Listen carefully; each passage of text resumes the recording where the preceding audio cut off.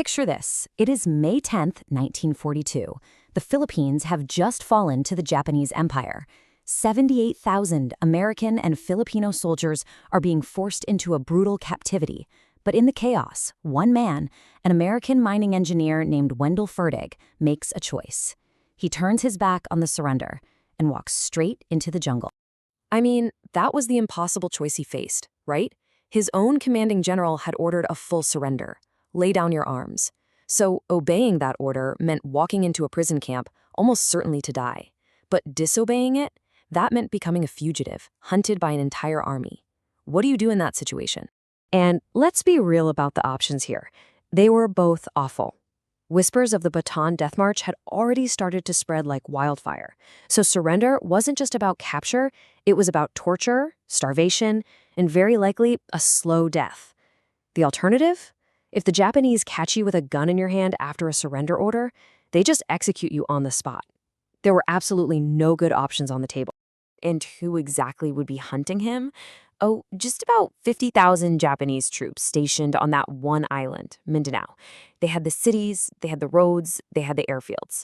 Fertig was literally one man against an entire occupation army. The odds? Well, they were beyond astronomical. So how on earth does one man even begin to take on an army? And you gotta remember, Fertig wasn't some kind of elite special forces operator. He was a 41-year-old mining engineer. He knew how to build roads and dig for gold, not how to build a resistance movement. And he was starting with less than nothing. Let's just take a quick inventory of what he was working with. He had no radio to contact the outside world. He had no food, no money, and obviously no soldiers. But maybe the biggest thing he didn't have, he had no official authority. He was completely on his own. It was a situation that was, for all intents and purposes, completely hopeless. Okay, so if he was going to have even a sliver of a chance, he had to solve a very human problem first. To unite all these scattered, distrustful groups of Filipino fighters hiding in the mountains, he couldn't just be some American officer on the run. No, he had to become a leader, a symbol. You see, in the Philippines at that time, and especially in the military, rank was everything. As a lieutenant colonel, he just didn't have the juice to bring other colonels and local leaders under his command. He knew that for anyone to take him seriously, to build an army that would actually follow him, he needed more stars on his collar. So he did something incredibly, unbelievably audacious. He finds a local craftsman, gives him a couple of old silver coins, and tells him to melt them down and forge 2 little stars. He then pins those stars on his collar and basically promotes himself. He declares, "I am Brigadier General Wendell Fertig, commander of all U.S. forces on Mindanao." And just like that, he invented the authority he desperately needed. So he's got the rank. Fantastic. But a general with no army and no connection to the outside world is just a guy with shiny coins on his shirt. His next impossible task was to somehow reach General MacArthur's headquarters way down in Australia. He had to prove he was for real, that his resistance wasn't just a ghost story. The ingenuity here is just incredible. This Filipino engineer, a guy named Placido Almendras, literally built a long-range radio out of junk. We're talking copper wire from wrecked trucks and vacuum tubes hidden away in caches. They pieced this thing together in the jungle and started broadcasting, blind, just sending a weak signal out into the ether, hoping anyone was listening. And then, after 3 long, silent weeks, a faint crackle came back. It was Australia. They had done. Now, you can imagine the reaction at MacArthur's headquarters. They were skeptical, to say the least. Is this a Japanese trap? Is this guy just delusional? So they sent in a spy, Commander Charles Parsons, to check it out. And Parsons was blown away. He found a legitimate, organized resistance. His report back basically said it all. Fertig was not insane. That report changed everything. Suddenly, American submarines started showing up in the dead of night, loaded with guns, ammunition, and supplies. But this is where Fertig's true genius really comes into play. He knew that you couldn't beat an occupying army just by shooting at them.